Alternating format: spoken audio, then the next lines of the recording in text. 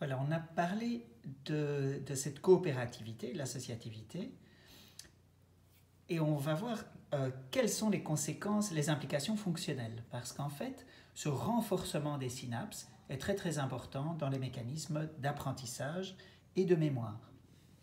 L'apprentissage, c'est ce que vous êtes en train de faire avec ces notions que je vous donne. Alors reprenons ce schéma de base avec la cellule présynaptique qui contient des vésicules qui elles-mêmes contiennent du glutamate. Le glutamate est libéré dans la fente synaptique et se lie, on l'a dit, d'une part à l'AMPA et d'autre part au NMDAR. Quand j'ai dit à l'AMPA, c'est un abus de langage, je veux dire au récepteur AMPA.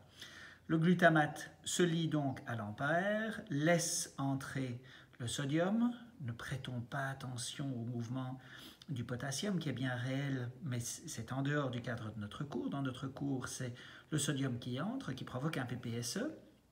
Le glutamate se lie également à NMDAR, mais le calcium ne peut pas entrer car le canal calcique est bloqué, vous vous en souvenez, par l'ion de magnésium.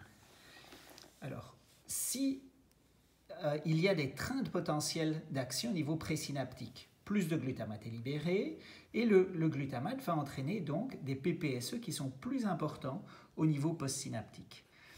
Ce qui va permettre de dépolariser la membrane suffisamment pour que le magnésium quitte cet endroit et que le calcium puisse entrer.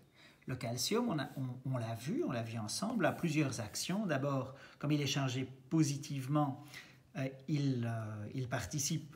ce courant calcique induit un PPSE, un potentiel postsynaptique excitateur, mais d'autre part, vous vous souvenez que le calcium active la CAMK2, la calcium calmoduline protéine kinase 2. Celle-là va phosphoryler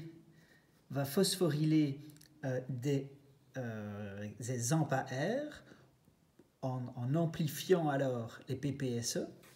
Donc ça, c'est la CAMK2. On a vu aussi qu'elle active une autre enzyme qui est la NO-synthase, qui envoie un signal rétrograde, comme on dit. Ce signal, c'est le NO. Probablement, il y a un point d'interrogation. La science n'est pas encore tout à fait sûre, mais c'est vraisemblablement un mécanisme comme celui-ci, le NO qui arrive jusqu'au niveau présynaptique et fait que quand un potentiel d'action arrive, plus de glutamate va être libéré. Ça, c'est l'associativité. Et puis, par ailleurs, on a dit il va jusqu'au noyau, mais il fait encore autre chose dont je ne vous ai pas parlé, je vous en parle maintenant. Il active la protéine kinase C, la PKC, et cette PKC va favoriser, elle aussi la phosphorylation de récepteurs AMPA, et ces récepteurs AMPA vont pouvoir se retrouver exprimés au niveau de la membrane. Alors, est-ce qu'on nous donne un petit peu de schéma ici? Oui, pour parler des PPSE. Est-ce que c'est assez clair pour vous? Ça, ce sont des enregistrements bien réels. Je vous montre l'idée. L'idée, c'est que la réponse de base, un PPSE de base, voilà, a cette amplitude. Et après ce mécanisme qui rend la synapse plus puissante, le PPSE a une plus grande amplitude. Ce mécanisme qui rend la synapse plus importante, en voilà d'autres illustrations si vous voulez vous attarder dessus, vous faites pause sur la vidéo et vous les étudiez, mais vous verrez que c'est bien la même chose que ce que nous avons vu. Ici, une autre image que vous pouvez arrêter éventuellement pour l'étudier de plus près, mais ce qu'on voit en tout cas, c'est que quand cette potentialisation de la synapse arrive, il y a des modifications au niveau de la synapse, qu'on peut même visualiser. On voit que la synapse elle-même devient plus riche, devient plus grande. 1 minute avant la stimulation, au moment de la stimulation, et puis déjà 1 minute après la stimulation, vous voyez ici cette tache blanche qui représente pour nous des épines dendritiques qui sont devenues beaucoup plus denses. Eh bien, 2 minutes après, on retrouve cette densité. Et puis même 7 minutes après, et même ici, c'est quoi, une demi-heure, 1 heure plus tard, en tout cas à long terme. Et pour certaines synapses, ces modifications persistent au-delà de quelques minutes, des heures, voire des semaines, voire des années. Donc certaines synapses qui ont été renforcées, des années après, restent encore renforcées. Alors, ces mécanismes ont été étudiés par quelqu'un qui a eu le prix Nobel, qui est important aussi par rapport à la psychologie, c'est Eric Kandel. Et Eric Kandel, ici dans notre bande dessinée, est représenté comme ça. Lui, il a étudié un ver qui vit dans l'eau, qui est l'aplysie, ici. Et dans cette bande dessinée, voilà, il explique alors à son interlocuteur comment ce qu'il a trouvé a un rapport avec la mémoire.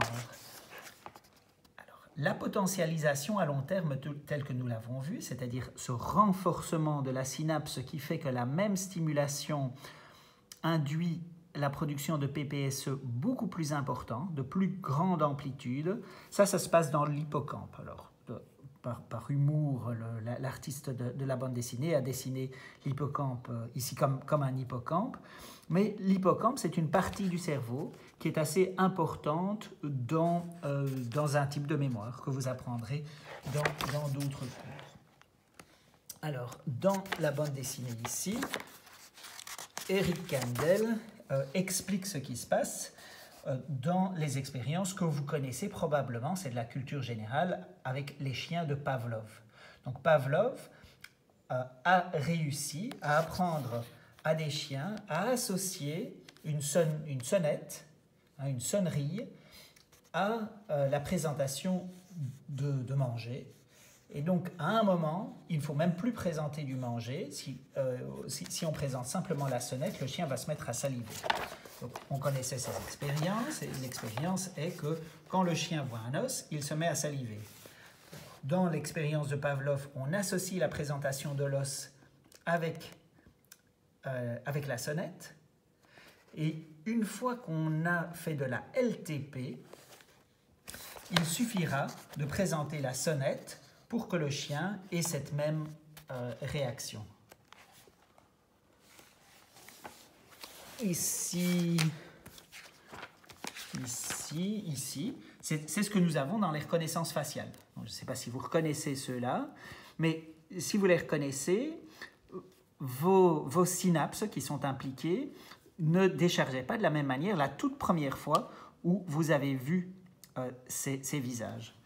Et nous apprenons à voir des visages en renforçant des synapses. Et après un temps, ici voilà dans cette expérience-ci, 3 visages qui sont présentés. Et le neurone A va apprendre à reconnaître, à décharger plus facilement quand il voit un des visages. Le neurone B, un deuxième visage. Le neurone C, un troisième visage. Vous voyez que ces 3 neurones sont capables de décharger, avaient déchargé de la même manière à la première présentation de ces visages, mais une fois qu'ils ont appris à les reconnaître, leurs synapses se sont modifiées, se sont renforcées, et on appelle donc ça la potentialisation à long terme ou LTP. LTP, c'est donc l'acronyme de Long Term, à long terme, Potentiation, donc rendre plus puissant, en français, on va dire la potentialisation à long terme.